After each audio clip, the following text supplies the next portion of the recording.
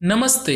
आप देख रहे हैं अल्ट्रा वॉइस एके, जहां सुलझते हैं हमारे इतिहास और धर्म के सबसे अनसुलझे रहस्य। एक सवाल जिसने हजारों सालों से इतिहास को उलझा रखा है। लंका दहन के बाद रावण की बहन शूर्पणखा आखिरकार कहाँ गई? क्या आप जानते हैं कि एक पौराणिक कथा उसे एक ऐसे स्थल से जोड़ती है जिसका नाम सुनकर दुनिया भर के करोड़ों लोग अपना सिर वहां झुकाते हैं? क्या शूर्पणखा ने ही उस प्राचीन नगर को बसाया था जिसे आज हम मक्का मदीना के नाम से जानते हैं?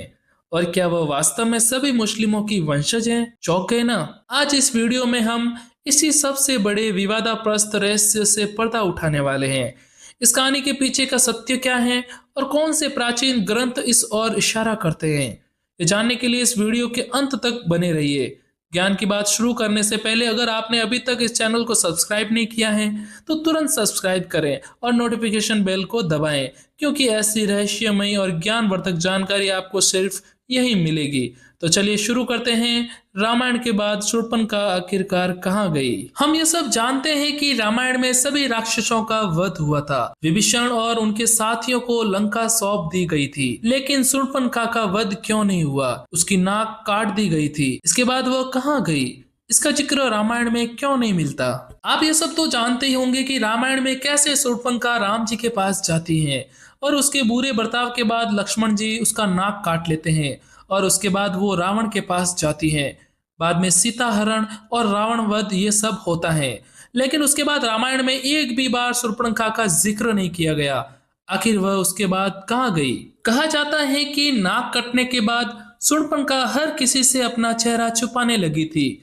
उसके सारे भाई धीरे धीरे करके भगवान श्री राम के हाथों मारे जा रहे थे। ऐसे में वह भी अपना बीच बचाव करती हुई दैत्यों के गुरु शुक्राचार्य के पास गई और जंगल में उनके आश्रम में रहने लगी। राक्षसों का वंश समाप्त न हो, इसके लिए शुक्राचार्य ने शिव जी की आराधना की। आराधना से खुश होकर भगवान शिव जी ने अपना स्वरूप शिवलिंग शुक्राचार्य को दिया और कहा कि जिस दिन कोई वैष्णव यानी भगवान विष्णु का अवतार या कोई भी भगवान विष्णु को जो मानता है, अगर गलती से भी किसी ने इस पर गंगा जल चढ़ा दिया तो राक्षसों का सर्वनाश हो जाएगा। उस आत्मलिंग को शुक्राचार्य ने हिंदुओं से दूर रेगिस्तान में स्थापित किया। जी हाँ दोस्तों, आपने बिल्कुल सही समझा। इस समय जिसे कहा जाता है मक्का मदीना। आपने यूट्यूब पर कई कॉन्ट्रोवर्सी थ्योरी में सुना होगा कि मक्केश्वर महादेव मंदिर जो पूर्व काल में बनाया गया था वह दरअसल वही शिवलिंग है जो शिव जी ने दैत्य गुरु शुक्राचार्य को दिया था। इस शिवलिंग के बचाव का कार्य किसी और को नहीं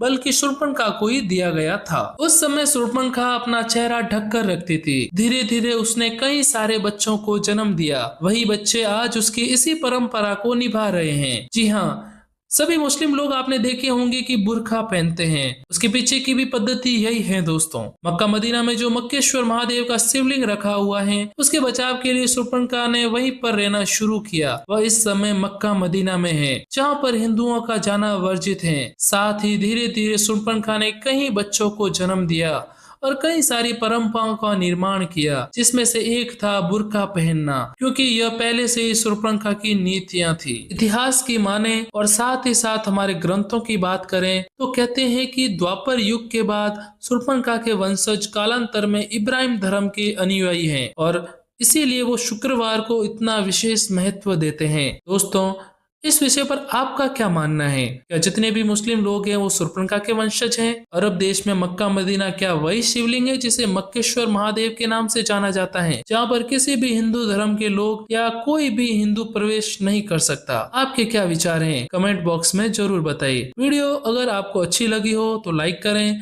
चैनल को सब्सक्राइब करें और ज्यादा से ज्यादा शेयर करें। मिलते हैं अगली वीडियो में। धन्यवाद।